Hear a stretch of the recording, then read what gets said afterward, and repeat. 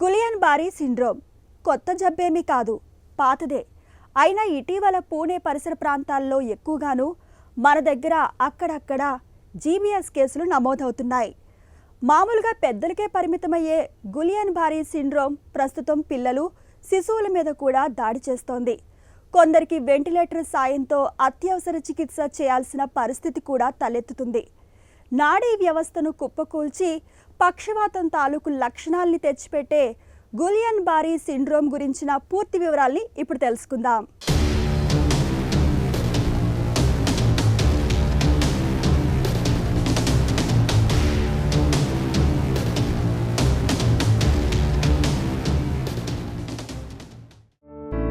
Guillain బారీ syndrome ఇదో auto immune disorder. సాధారణంగా ఏవైనా బ్యాక్టీరియా, వైరల్ ఇన్ఫెక్షన్లు తలెత్తినప్పుడు మన రోగ నిరోధక వ్యవస్థ ఉత్తేజితమై వాటిని ఎదుర్కోవడానికి యాంటీబాడీలను ఉత్పత్తి చేస్తుంది.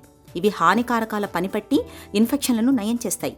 అయితే ఈ యాంటీబాడీలు పొరపాటున కొందరిలో వారి కణజాలాన్నే శత్రువుగా భావించి దాడికి దిగుతాయి. ఫలితంగా సొరియాసిస్, ల్యూపస్ వంటి ఆటో ఇమ్యూన్ జబ్బులు తలెత్తుతాయి. గులియన్ బారీ సిండ్రోమ్ కూడా ఇలాంటి సమస్యే.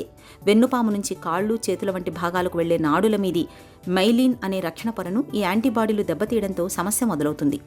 మైలిన్ పొర క్షీణిస్తే నాడీ సంకేతాలు ముందుకు ప్రసరించడం నెమ్మదిస్తుంది. దీంతో షార్ట్ సర్క్యూట్ తలెత్తి సంకేతాలు అస్తవ్యస్తం అవుతుంటాయి. ఫలితంగా కాళ్ళు, చేతులు వంటి అవయవాలు బలహీనమవుతాయి. కొందరిలో పక్షవాతంలో మాదిరిగా కండరాలు చచ్చుబడే ప్రమాదం కూడా ఉంటుంది. నిజానికి గిలియన్ బారీ సిండ్రోమ్ ప్రపంచంలో అన్ని దేశాల్లో కూడా వస్తుంది. దాని లక్షణాలు ఏమిటి? ఇది ఒక auto immune disease. Auto immune disease అంటే శరీరంలో ఉండేటువంటి రోగ నిరోధక వ్యవస్థ, పోలీస్ మాదిరి ఉండే ప్రొటెక్షన్ చేసేటువంటి వ్యవస్థ ఏదో కారణాంతరం వల్ల అక్కడ ఉండే శరీరంలో ఉండే కొన్ని అవయవాలని, భాగాలని గిలియన్ బారీ సిండ్రోమ్లో పెరిఫరల్ నర్వ్స్ అంటారు. అంటే వెన్నుపూస నుంచి బయటకు వచ్చే నరాలని ఇబ్బంది పెట్టి డ్యామేజ్ చేస్తుందట. ఇది ఎట్లా జరుగుతుంది?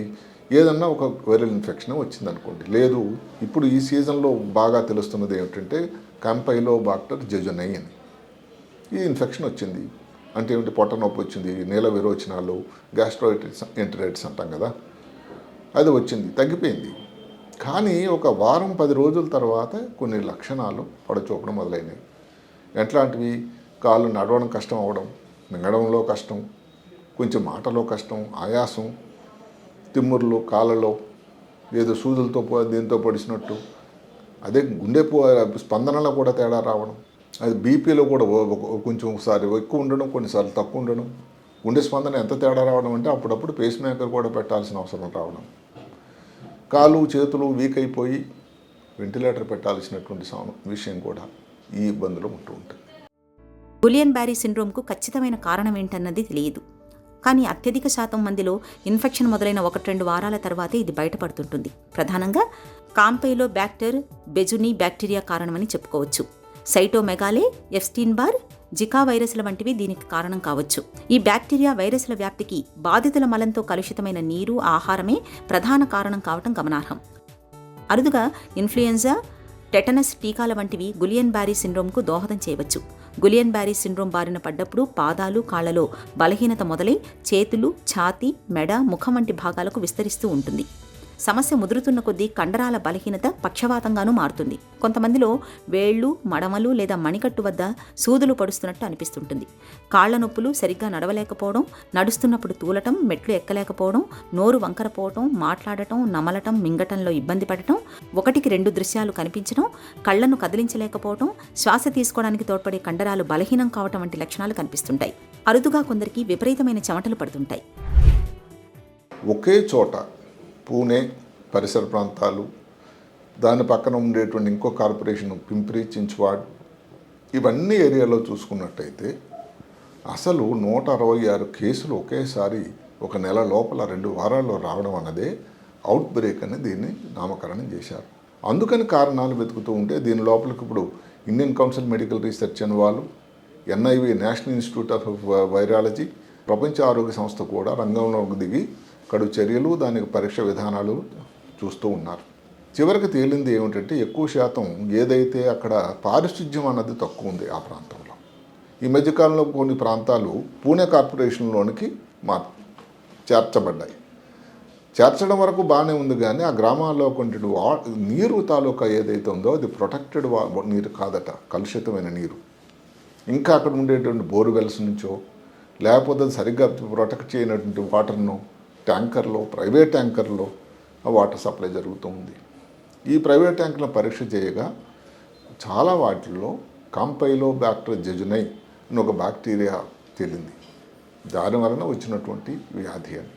దీనికి పరీక్షల విధానం అనుకున్నట్టయితే ముందు నుంచి వాడుతున్నటువంటి ఏదైతే నడుము నుంచి సిఎస్ఎఫ్ తీసి టెస్ట్కి పంపించి దానిలో ప్రోటీన్ ఎలా ఉంది, కణాల సంఖ్య ఎలా ఉంది చెప్పే పరీక్ష ఒకటి. వీటిలో ప్రోటీన్ పెరుగుతూ ఉంది. రెండో పరీక్ష అన్నది ఏమిటంటే నెరో కండక్షన్ స్టడీస్ అని. అంటే నరాల పైన ఉండేటువంటి ఒక రక్షణ పొర లాంటిది మైలిన్ అంటాం. ఆ మైలిన్ అన్నది డ్యామేజ్ అవుతుంది. దానికి సంబంధించినటువంటి పరీక్ష. ఈ మధ్యకాలంలో కొంచెం కాస్ట్లీ పరీక్ష ఒకటి వచ్చింది, యాంటీ గ్లైకోసైడ్ యాంటీబాడీస్ అని. ఇంకా 100% నిర్ధారణ అవుతుంది కూడా పరిశోధకులు చెప్తూ ఉన్నారు.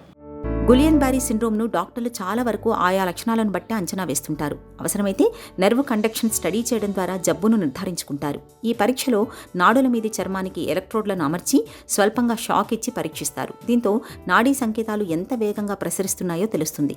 సమస్య ఉంటే బయటపడుతుంది. అలాగే కండరాల్లోకి సన్నటి ఎలక్ట్రోడ్లను జొప్పించి నాడుల పనితీరును గుర్తించే ఎలక్ట్రోమయోగ్రఫీని కూడా చేస్తుంటారు. కొన్నిసార్లు వెన్నుపాము నుంచి ద్రవాన్ని తీసి పరీక్ష చేయాల్సి ఉంటుంది.